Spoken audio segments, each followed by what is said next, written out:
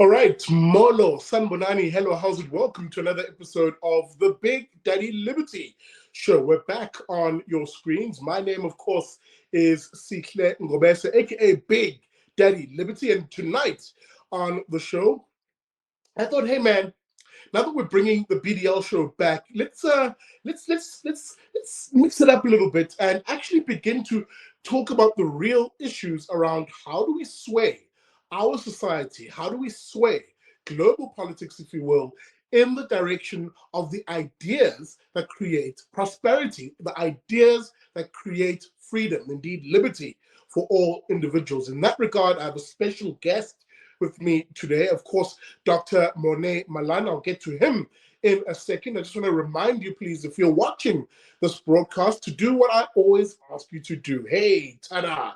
Hit that like button, smash the like button, and indeed subscribe to the YouTube channel. Help me grow my numbers on this platform as we look to march towards 50,000 subscribers by the end of the year. Yes, I'm being ambitious.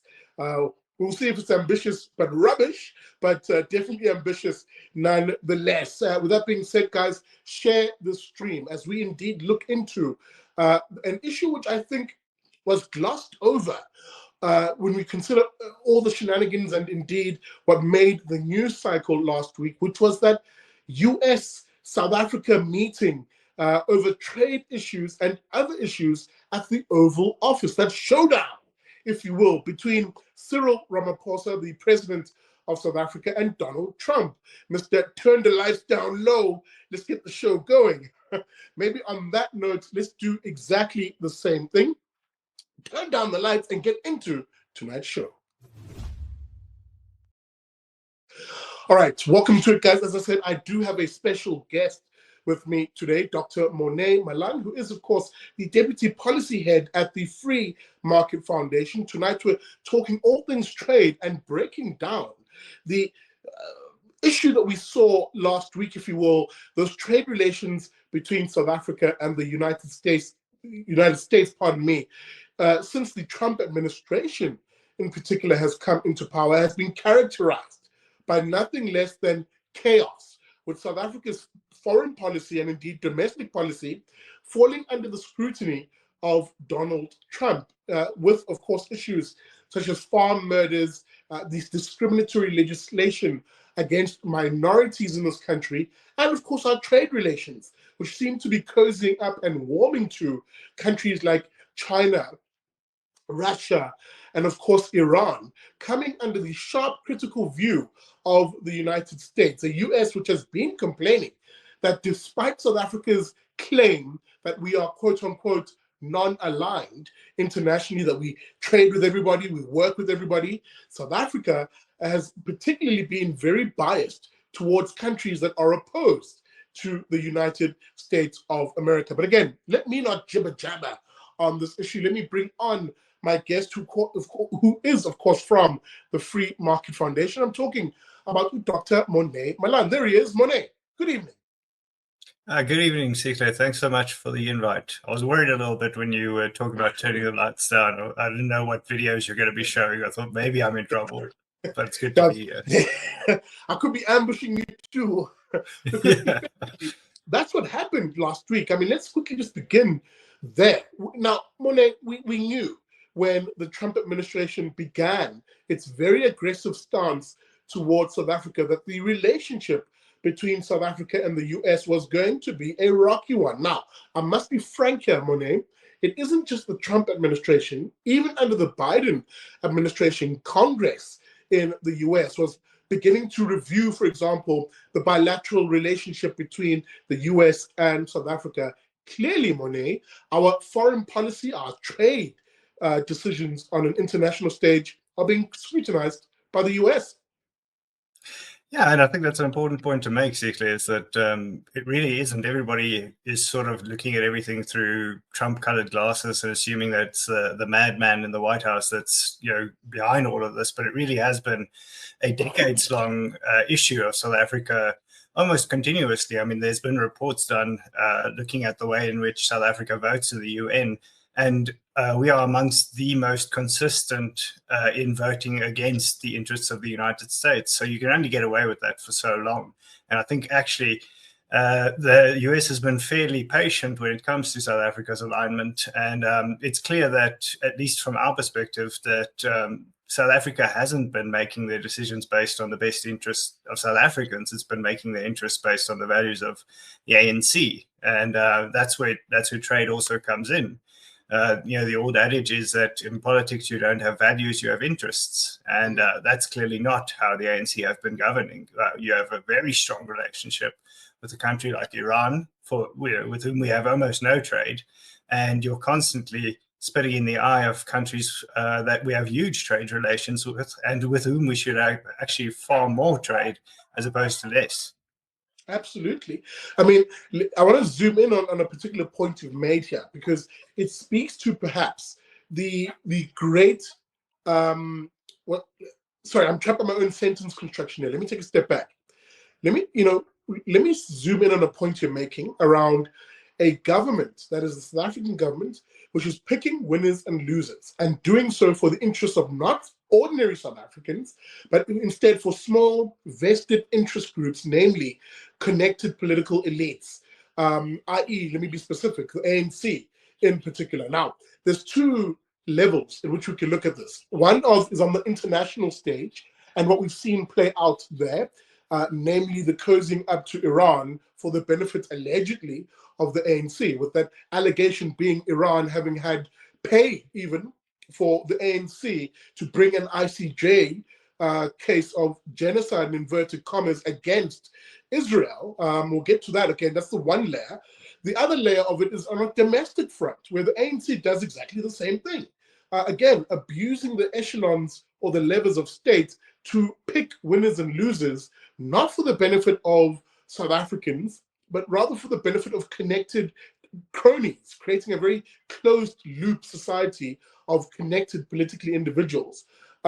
Let's talk about that, because it seems to be on a domestic front. If you look at the last election results, South Africans are beginning to pay attention to that, and they punished the ANC, hence they fell below getting a majority. And on an international front, again, our international players, namely America in this case, are paying attention to this, and they're punishing the ANC. Monet, are we heading in the right direction here, of at least the punishment being the common denominator here?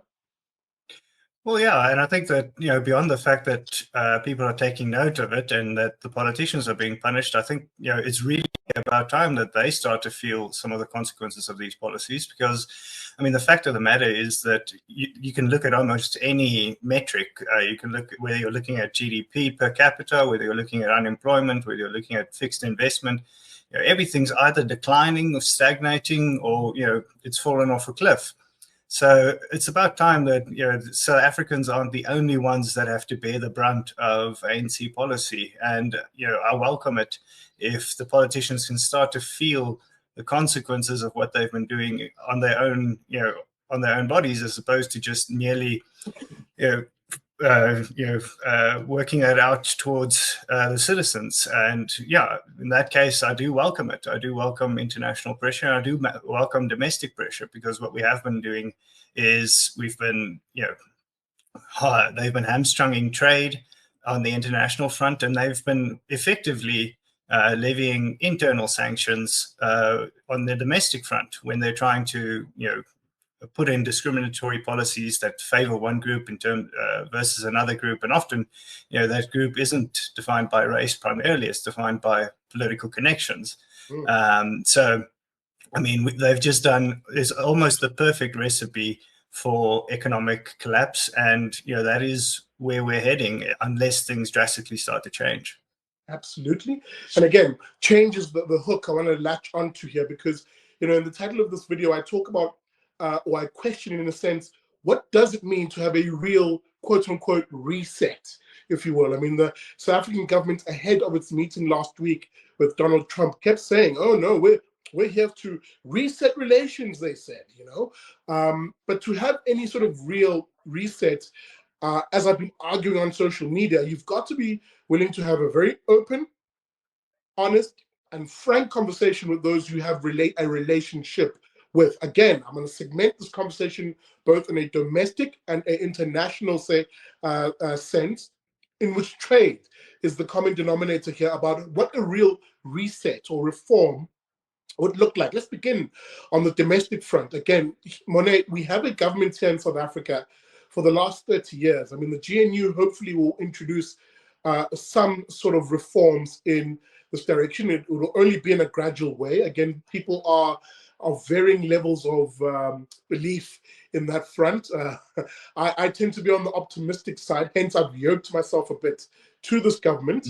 But I will get to that in a moment. But in any event, let me just reintroduce where I was going with this. On a domestic front, trade, the ability to trade freely is such a fundamental core value around what it is to build a free, prosperous, and property-owning society. South Africa, under the ANC for the last 30 years, has been defined by the opposite of that, where the individual's ability to trade freely has been severely hampered by government policy from individuals who hold very statist or government-centric views around freeing individuals. In fact, they argue the opposite. They say, no, the state must direct everything and do so through policies that we politicians, we ANC politicians, roll out through the prism of through the prism of race. And you rightly pointed out that actually that in and of itself also is a bit of a fig leaf, because actually it's through the prism of who you're connected with politically. I'm taking a very long-winded approach to frame this question. That is, on the domestic front, what have we seen that has limited the freedom of individuals, and what do we need to see to free the individual to trade freely so that they can build income, savings, and obviously improve living standards? Yeah, I think and sort of a feature of ANC policy generally is they believe that unless they accomplish all of their own narrow goals with a particular policy, there's no point in having the policy at all. So when it comes to infrastructure, it's almost the case that the government believes that unless we can also empower people, unless we can also have some sort of socioeconomic development or address inequality or address representativity or something like else, so there's no point in building the road. And that's really their approach to almost everything. When it comes to economic growth, they think that it's better to have no growth than to have growth that's not equally distributed or distributed as they think it should be. And unfortunately, the consequences have been that we have had no growth. And it's the same thing with whether you're looking at it domestically or internationally. It's almost as though the ANC believes that the biggest issue is everybody's attitude towards their policy. And, they believe that, when you want to reset a relationship, whether it's with the private sector in South Africa or international trade partners, it's not that they're supposed to change anything or they're supposed to, give anything in the give or take relationship. It's just that they have to keep doing exactly what they want, and everybody else should just change their attitude about it. And that's just not how trade works. That's not how the economy works. If you want people to invest, you have to incentivize investment. You can't force them to do it. I want to come in here, Monet, because you've made a very critical point, which was exemplified in a recent clip that went viral on social media of an ANC spokesperson in an interview on another podcast when asked the question, if an investor were to offer up a massive investment in this country, but indicates that, for example, that, some of the restrictive legislation, either through racial requirements or whatever the case may be, is preventing them from doing this, would the government welcome that investment by relaxing its laws? This is what that particular individual had to say. Okay, so let's do a little exercise, you and I, right? Mm-hmm. I hand over your phone number, because I've got your number, to an international investor. They contact you. They say, I am Mr. Big Shot from some country, and I want to open a multi-billion-dollar factory in South Africa. I'm going to buy this land, which I've earmarked. I'm going to build a big factory, right? I'm going to employ thousands of people. But I need to know that nobody, not just you, but nobody could at some stage say, in the public interest, we might just want your big factory and your intellectual property. can you guarantee me that you can't have it? Then he says, I'm going to bring in a lot of specialists, but I see that there's an employment equity tick box exercise, right, where I am being told who to hire, right? And I run companies all over the world, and nowhere am I told who I must hire. Should I invest in your country or shouldn't I? How would you answer that particular investor? That you can go. Let's go and invest in India or elsewhere. So go somewhere else. Yes. Yeah, Monet, again, you heard it. This is the mentality we've been dealing with when it comes to the African National Congress. People who would rather see people poorer, so long as there is no investment, so long as the investment, rather, let me reword that. We're dealing with an ANC here who would rather the poor were poorer, so long as they can keep their policies that benefit the politically elite in the name of racial redress. That's effectively the mentality we're dealing with here. Individuals who do not believe in free trade for individuals in the country. Exactly. And I mean, the fact of the matter is you don't have to tell investors that they must go elsewhere. They have been going elsewhere and they'll continue to go elsewhere. And it doesn't help to then turn around and, bemoan the fact that, oh, no, why is nobody investing in South Africa? Why don't we have economic growth? And, obviously you're not going to, because you're doing everything in your power to disincentivize people, to chase away capital, to make sure that it isn't a hospitable environment, whether that's through race laws, whether that's through EWC, whether that's through your stance on the international stage. And really, that takes us back to that meeting in the Oval Office. Just put yourself into the position of an international investor, because when we're talking trade, we're not talking the US and South Africa. We're talking US companies, US investors, US private capital, and the South African market, and South African consumers, South African businesses. And as a US investor, I can't imagine that anybody would have seen that video or that meeting between Ramaphosa and his delegation and Trump and thought, there's a place I'd like to invest, because most of their retort to there's no genocide is that no, we're just really, really bad at our jobs. Everywhere it's just crime everywhere. There's murder everywhere. People are getting their heads cut off and they're getting raped. So how are you going to convince anyone to invest in South Africa? But that really is the case, that it's the ANC do have this notion, and I think it might just be because of initial good sentiment towards South Africa, that they did get a lot of capital into the country without necessarily doing the best policy or making the best policy moves. And it's just clear that it's not just the US, but the world's actually tired of it. The world's not willing to subsidize bad policy by the ANC anymore. And I mean, the fact is they're either going to have to change or they're going to have to relinquish their role in government. Absolutely. Now, I want to spend the last sort of few minutes that we have on here talking about the sort of reforms we should be seeing that would bolster our ability to trade internationally, bolster our ability to allow individuals. And really, I talk a lot about the individual, but really we're a family society. So insofar as I am referring to individuals, I'm talking about individuals who are able to provide for their families through the ability to trade and to build an income. And from building an income, build those household savings, which, as I always say, is the formula for raising living standards. So let's talk about this, because there's three things for me that are critical when we talk about South Africa's trade position and really foreign policy generally. Number one, what do we do around South Africa's foreign policy on who it should trade with? And of course, what sort of policy position should it adopt? Should we go the Trump route, for example, of, hey, let's tariff everybody because, it's us against the world, and a better deal requires that we tariff individuals? Is that the direction we should be heading in? No, definitely not. That's the opposite direction of what we should be heading in. The fact is that it's a foundational principle of economics that trade makes everyone better off. Both countries are richer for having participated in trade than they would have been otherwise.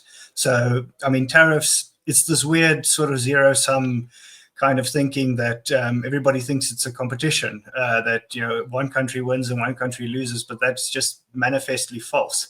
And I think that you sometimes refer to them as the flat earthers of economics, and that really is the case. I mean, it's just ridiculous how we've not gone anywhere since the work by Adam Smith. I mean, it's 2.5 centuries later, and all the very same arguments that he rebutted in 1776 are still being raised. And despite the fact that these have been proven to be so deleterious to societies. So no, definitely not more tariffs, rather more trade. And again, not even more aid. No, we want more trade, not more aid. I mean, people keep thinking that you grow economies by getting these handouts from other countries, but no, you actually do need trade, because trade makes everyone more productive. When you're more productive, you get more things for less money and less input, and that makes you richer. And that really is the only way to become richer, is to make sure that for the same amount of effort, you're getting a lot more goods. And in a country where we have sky high levels of unemployment, I mean, the US can sort of play around with these kinds of things because they are by far the largest economy in the world, but we really can't. We are a tiny slither of the global economic environment. So it's upon us to say, we're going to go out of our way to not to trade with particular people, but to trade with everyone, and to trade as much as we can. And that really does, all that really involves the government doing is, facilitating certain agreements, making sure that we have good relations with countries. But for the most part, it just entails getting out of the way and allowing private enterprise to actually do their thing, to get the best returns for their investment. And that's just the final point. And then we can go on. It's just the fact that I keep hearing people saying that it's either protectionism or it's globalism. No, that's not the dichotomy. It's the opposite of protectionism is free enterprise. And that's really what you need. You need free trade, you need free enterprise. And when you do have that, then not only are individuals getting richer, families are getting richer, communities, and eventually also the entire country.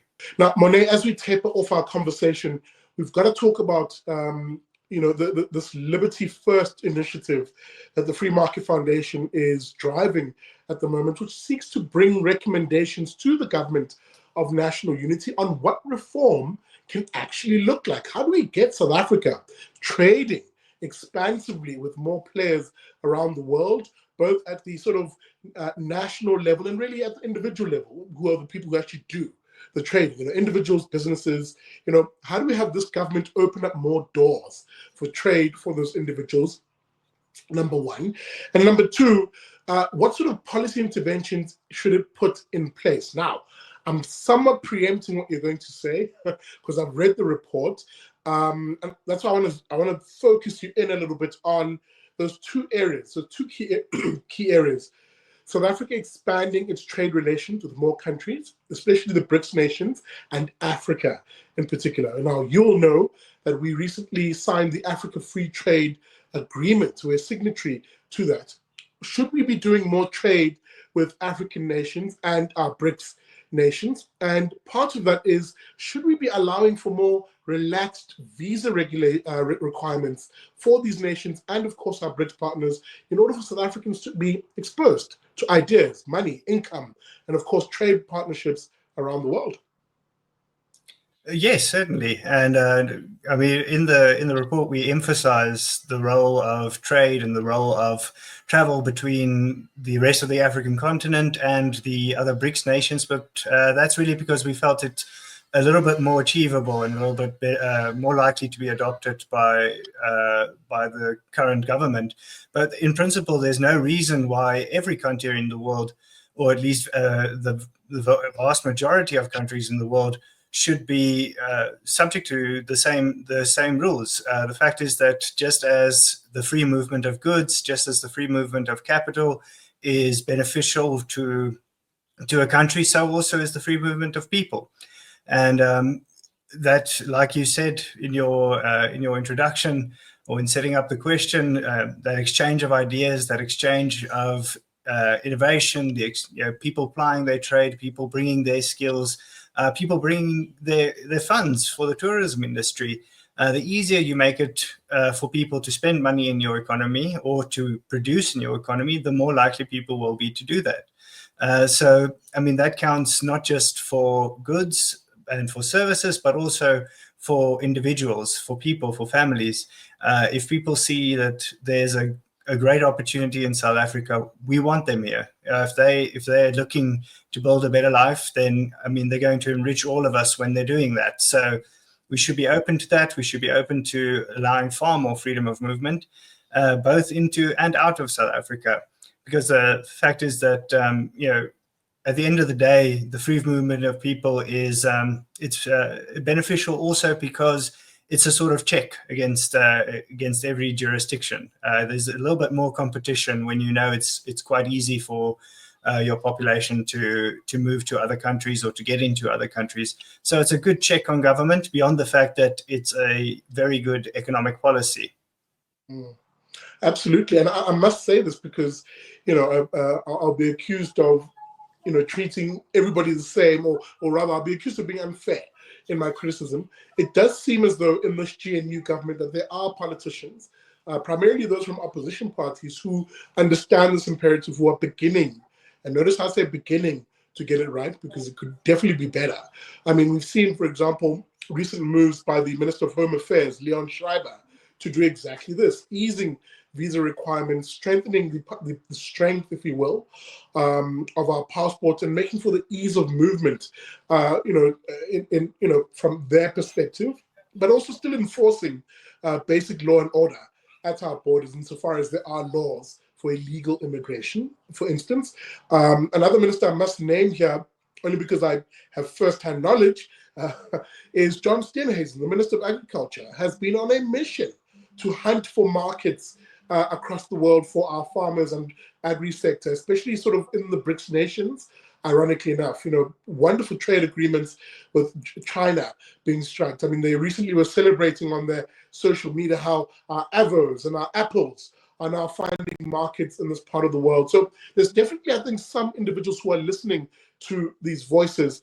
But Monet, just to give you the final bite at the apple, obviously this Liberty First project that you guys are running that has all of these ideas and is trying to push them in the direction of the GNU should be heeded by not just the politicians, but ordinary people. Maybe someone who's watching this and saying, where can I find these ideas so that I can read up on it and also be an advocate for these ideas with my local politician? How do the folks find the work? What are the key areas of this particular report, and which we, of course, here at the Big Daddy Liberty Show will be touching on in an episode a month?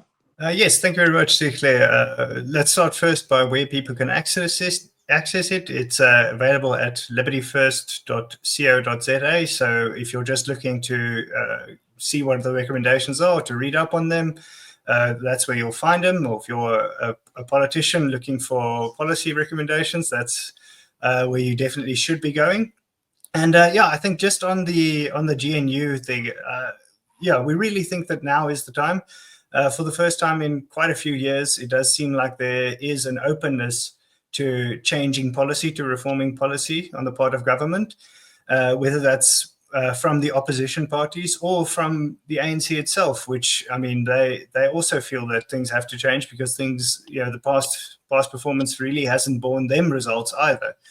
So it's upon us as citizens to show the politicians that these are the incentives that you should be responding to. We expect you to do these kinds of things if you want us to vote for you. So that really shows us why it's important for not just people, not just politicians, but everyone should really be informed on these matters and should expect these kinds of things from their politicians. So the point is, more freedom does mean more prosperity. More economic freedom does mean that people can thrive. So we've focused on the 5 most critical elements of economic freedom for an economy and for South Africa in particular. And these are, firstly, we already did trade today. The other ones are, of course, the size of government. So not just looking at the actual composition of government, but also looking at the scope. So how much influence does government have? We know we have an enormous government and an enormous civil service, and certainly a very well-paid civil service. So that's another topic that we look at.